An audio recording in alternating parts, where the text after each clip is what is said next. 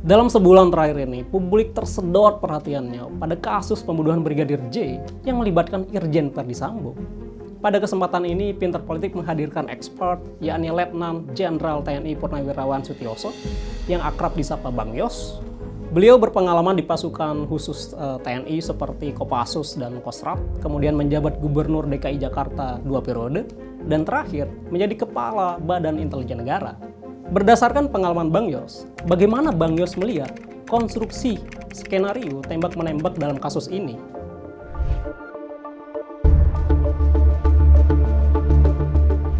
Baik ya, sebelum saya menjawab pertanyaan, ada baiknya saya ingin cerita background saya ya soal tembak-menembak itu. Bahwa saya itu menembak ya senapan itu sudah sejak SMA. Ya, SMA kelas 3 itulah saya mulai menembak ya.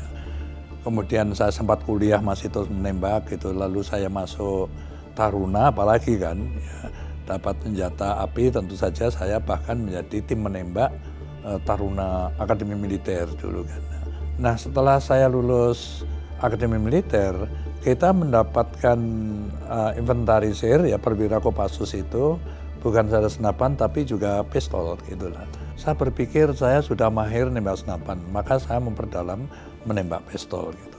Dan saya menjadi tim menembak Kopassus lama sekali lah gitu ya. Dan waktu sekolah Seskoat juga saya tim menembak Seskoat gitu. Dan lebih dari itu saya itu ngurus Perbakin ya. Dari ketua bidang menembak sasaran ya lama 5 tahun.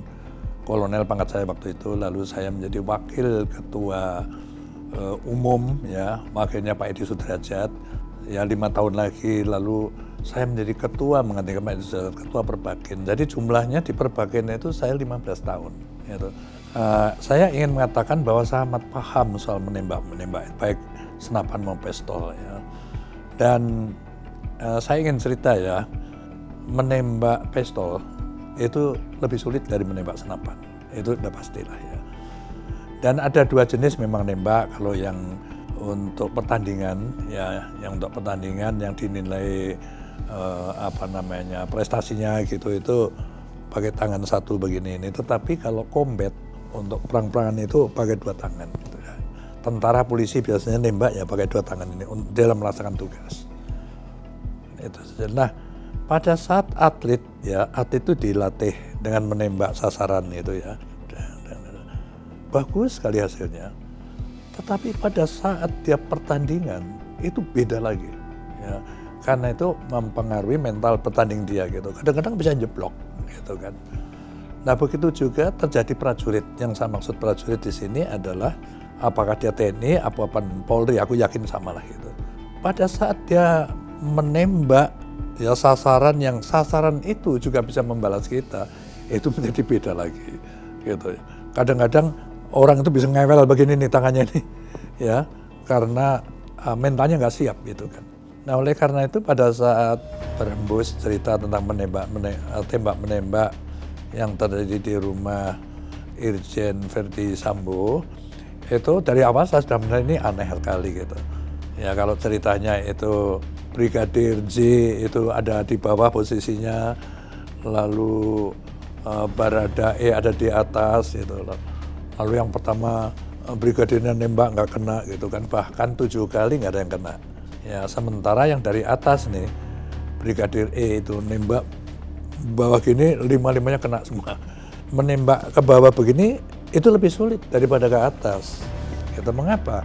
Karena kalau ke atas ya antara mata kita visir, pejera atau visir itu bisa kita lihat gitu kan, satu garisnya. Beda dengan ke bawah, ini sulit nih dengan begini sulit gitu kan.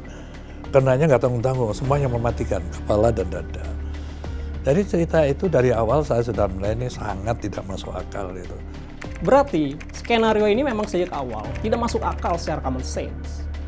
Jadi dengan apa yang saya utarakan, marilah kita ambil kesimpulan bahwa Kapolri itu telah melakukan yang seharusnya beliau lakukan gitu kan, dan hasilnya juga udah nyata gitu kan. Nah, karena maksud saya begini loh, kita ini hari ini sudah 1,5 bulan ya pikiran kita itu tersedot dan energi kita itu habis mengikuti kasus ini gitu kan.